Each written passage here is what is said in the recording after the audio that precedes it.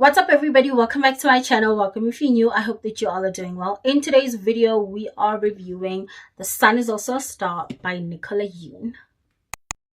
If you have never seen my face before, hi, my name is Bangi. Please make sure to hit the subscribe button to join the family, and make sure to hit the notification bell so you get notified whenever I upload. And without any further ado, we are going to hop right into today's video. So, right off the bat, this book was a gift from a friend to me, and so I was already feeling very sentimental about this book. And a round of applause for my friend for getting me this book. So thankful.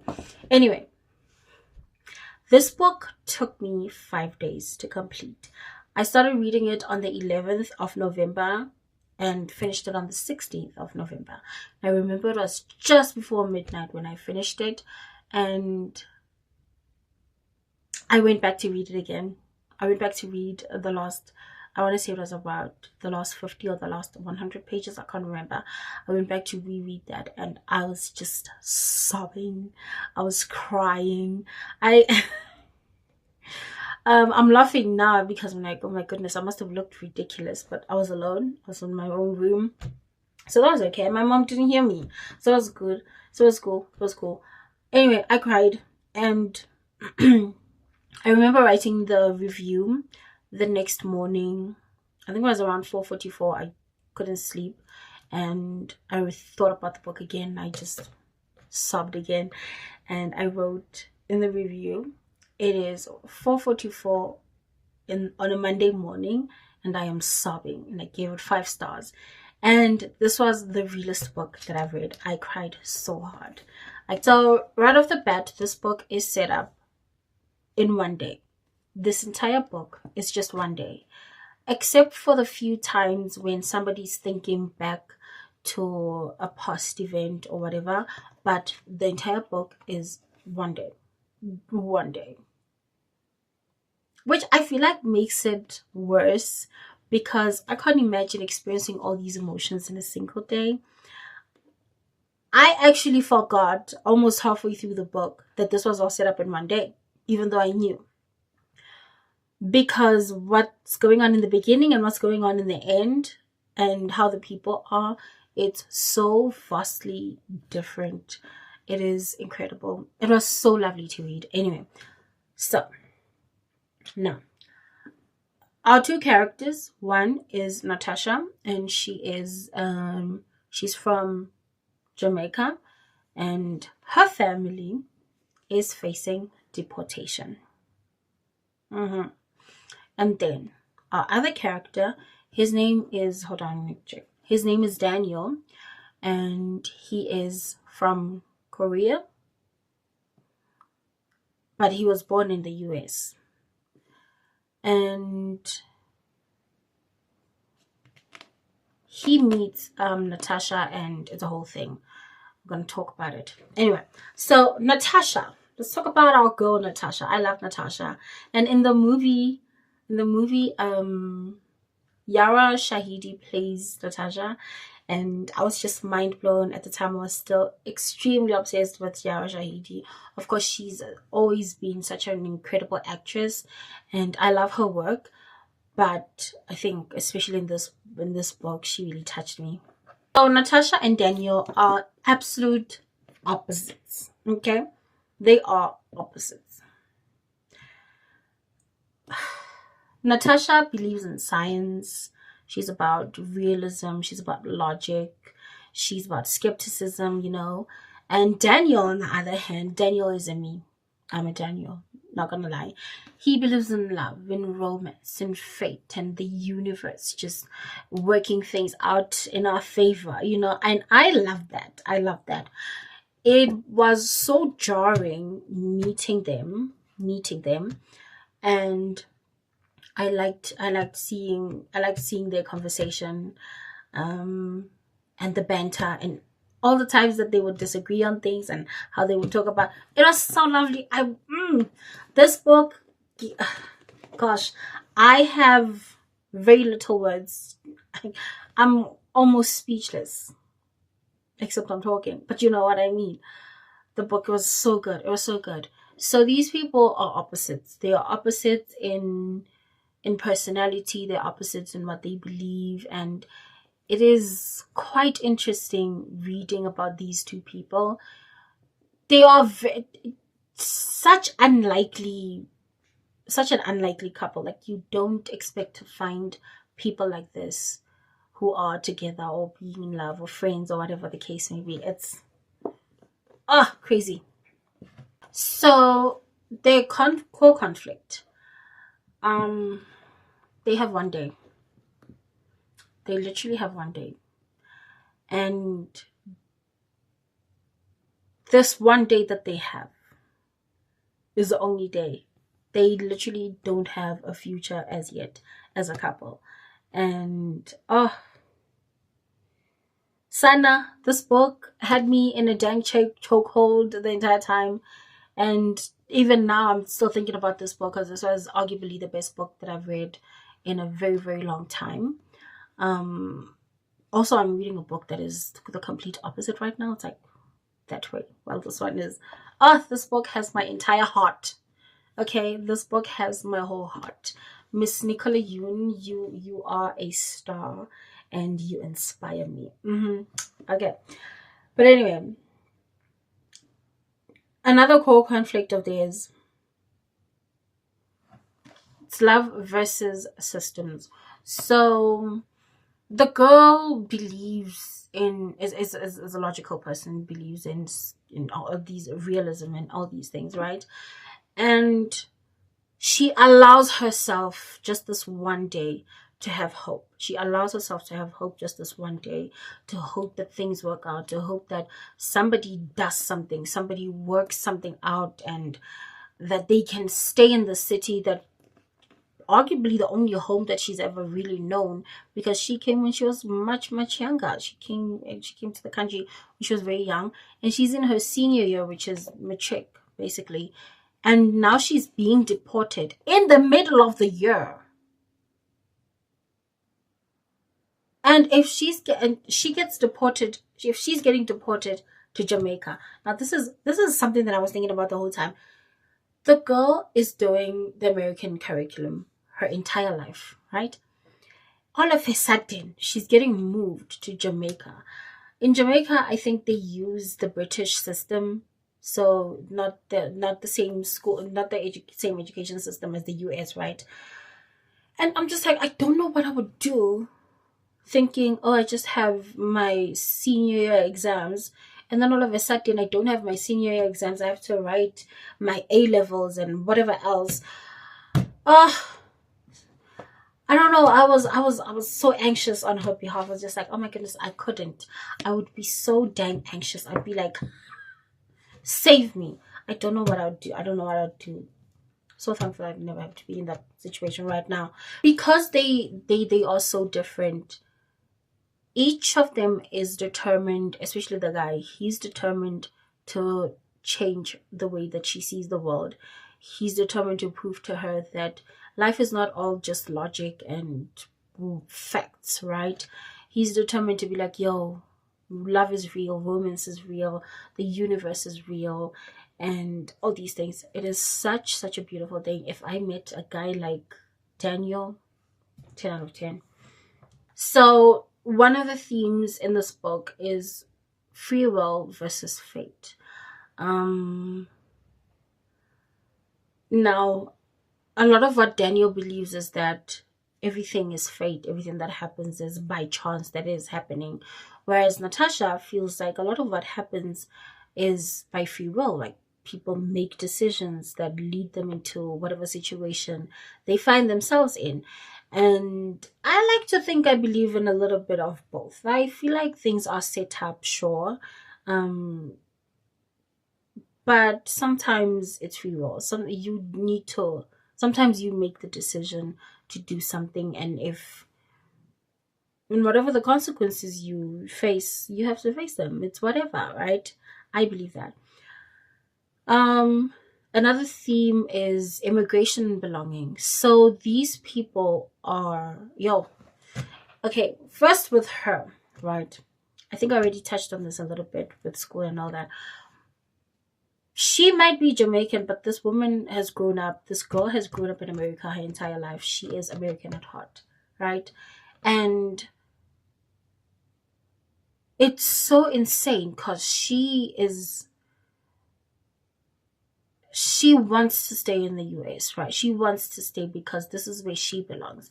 This is all she's ever known. And her little brother, she's got a little brother who is technically an American citizen because he was born in America. And he is so dang excited to just go to Jamaica. He's just like, let's get it. He's like, one, two, 1, 2, 3, release him. He wants to go. He's packing things. He's listening to reggae music. He's having the bestest time of his life, packing. So excited to go to Jamaica. And I feel so sad for Natasha because she just does not want to. Her entire life has been in America and her entire future is there. And here she is having to change schools in the middle of the year. It is such a sad thing. It is so frustrating. The entire day she's going around trying to find people who can help her. And she finds people who can help her, but they don't do their jobs. I'm very mad about that. I'm very mad about that. And I know I'm even angrier about this situation because it's not just in the book that people do such things. It's everywhere. It's everywhere that you see people not do their jobs and real people suffer because of that. Like I've seen it happening multiple times, and it is a dang nightmare. I feel like people need to do the jobs that they were hired to do and do them without their heart. Like do it adequately. Do it the way that it is supposed to be done. Don't half-ass things. That's how I feel. Like if you're doing a job, you need to do it properly. Don't do it by the halves. Don't have your half your heart in it and half your heart into something else, because you cannot serve two gods in this regard.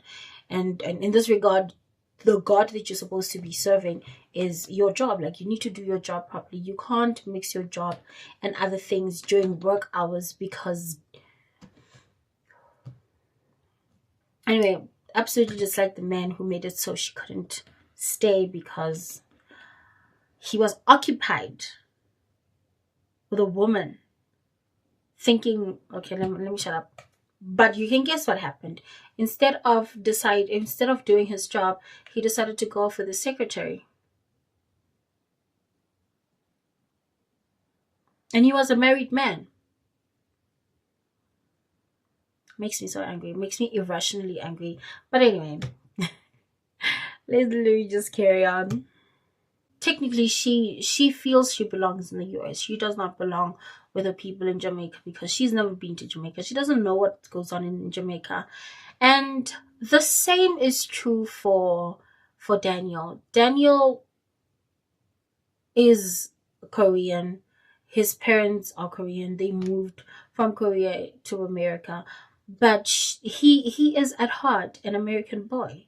He's an American boy, and his parents are Korean, and they expect, you know how the media portrays the typical Asian family where the child is expected to do whatever it is that the parents want and follow whatever dream the parents have for them, and they're not allowed to have their own dreams. They're not allowed to do whatever it is that they think they want to do. And so Daniel is in a predicament himself because he's expected to show up as this Korean boy by his parents, and living in the US as a teenager, he's expected to show up as a teenish American. And the two personalities, the two things clash, and he's just stuck in between the two. Like, okay, what am I supposed to do, right? And he's also stuck between what he truly wants to do and what his parents want him to do. He is a poet. He is a humanities child, basically. Like, that's where his heart is. But his parents want him to go into medicine. And I feel so sad for him. I'm like, oh my goodness, those two are such different things. They're opposites, basically. And he just can't do what he wants to do because his parents don't want him to. And funny, he has an interview on this day with an alumni, um not an alumni, an alum of a university that he's interviewing for, right? That he wants to get into. And this person is the same person who is the person who's supposed to help Natasha but doesn't help Natasha because they're selfish. So that was crazy. Small world. Another theme, which is my favorite theme that I picked up on from the onset, from the time that I actually watched the movie, I was already thinking about this. And coming into this book, I was already thinking about it. And it is the power of brief connections. I think we do not realize or recognize just how much people touch our lives. And a lot of the times we expect the people that we spend forever with, our family, our friends, our close relatives, we expect that they'd be the ones who touch our lives the most. And sometimes it's not even them who touched our lives the most. It is the people that we meet along the way. It is the people that you meet and you only know them for a couple of days and that's it. And I personally have had a connection like this. Once I was traveling 4 hours, maybe 3.5, 4 hours. I was in a bus and I met a young man. I still remember his name, I still remember his face. Goodness. Anyway, I met him on this bus. I had the bestest conversation with this young man, and I know his name to this day. I'm never gonna forget his name. I know his name, but never asked for his number. He never asked for mine. Never asked for Instagrams or anything like that. Nothing of that sort. And to this day, he is etched on. I had the best conversation with him, and we talked about almost everything under the sun and some of the most mundane things. We talked about the weather. We talked about our hobbies. We talked about how difficult school is. We talked about growing up in a household in a household of color. I'm black, he's brown. So we talked about growing up brown and black and the similarities and the differences and how different our lives were or how differently we were expected to show up compared to our white friends, right? And it was so fun. It was such a wonderful conversation. And to this day, I think about this man. I'm like, I hope he's having the best time of his life because we had such a wonderful conversation. Oh, my goodness. Every time I was reading this, I was thinking of that interaction that I had with this guy. Like, it was the best interaction. Zero expectation. It was beautiful. It was beautiful. And I think every single time I start to lose hope in humanity, I think back to the conversation like, nah, now we're not all too far gone, it's gonna be okay. And funny, I still remember this, and this was back in 2017 when I met this man. 2017, I tell you, it was in 2017 when I met him, and I still remember him. Still remember all the conversation. I still remember the conversation that we had. It was just magical. I don't remember half of what he said to me, but I remember how I felt and how he made me feel. It was the bestest thing ever. Oh, why am I exposing myself on social media? Anyway, it's fine. Book is really short chapters. I don't think I remember how long the longest chapter is, but some are like literally just this. And there are no chapter numbers. It's just whoever's POV it is. So if it's Daniel speaking, it's Daniel. If it's Daniel's POV, there's Daniel over there. And then, oh, I liked this chapter, Fate. And it talks about, it's basically almost as if it's fate personified. And fate talks about a little bit of its history and Greek mythology, and then talks about Daniel and Natasha a little bit. And I liked that. I thought it was so whimsical. I really enjoyed reading that. I can't remember what else was personified in this book, but I do remember just loving it. There are some things from Natasha's dad. His name is Samuel Kingsley. Made me so mad. Made me mad. And then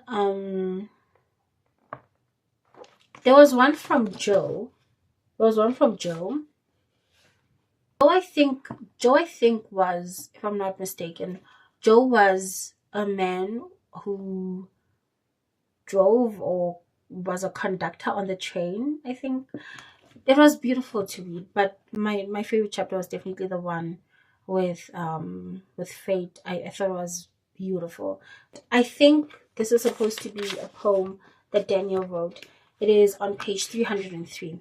I'm going to read it. It says, "Hearts don't break. It's just another thing that poets say. Hearts are not made of glass or bone or any material that could splinter or fragment or shatter. They don't crack into pieces. They don't fall apart. Hearts don't break. They just stop working. An old watch from another time and no parts to fix it." Sobbing. I remember page 303, I read this and I started crying. I was already on the verge of it. I thought I'm going to shed a few tears. I was already expecting it because the book had already touched me so much. I read that chapter and I cried. That poem, and I cried. And even now I'm feeling emotional again after reading. I shouldn't have read it. But it was the most beautiful thing ever. This book was so beautiful. It was so heartwarming. It was so touching. Um and unfortunately she has to leave. She leaves, and I almost couldn't believe it. I knew she was leaving, but I almost could not believe that she'd left. I cried harder. I cried so much. I cried so much. It was so sad. It made me feel so sad. I cried for them. I really cried for them. And the entire time I'm reading about her life in Jamaica and his life in the US, I'm sobbing. I'm sobbing because I'm just like, I cannot believe how cruel this is. I cannot believe that these people who have these soulmates who have fallen in love with one another have to be separated like this. I was sobbing. I was sobbing so hard I had to keep stopping, wipe my eyes, and keep reading. Oh, it was it was so sad. Oh gosh, it broke me. It broke me. The book broke me. The book broke my heart. It broke my heart so much. Oh gosh. Anyway, hmm, no, I remember just sobbing, and I'm not gonna ruin the ending for you guys. I want you guys to go read the book. This book is a 5 out of 5 stars. If I could give it more than that, I definitely would. This is a run, don't walk to go get this book. This is a get this book no matter what it costs. Whether you get it for 150 or 500, buy this book. Please don't buy it for 500 unless you really need to. But get this book. If you do not know what you want to read next, if you do not know whether you'd like, I don't care if you read 10 books a year or 5 books a year or 1 book a year, let this be the next book that you read. Let this be the next book that you read. This book had me in a chokehold. Still does, and I cannot believe it. I cannot believe that something like this could happen to anyone. It is so sad. It is a very bittersweet book.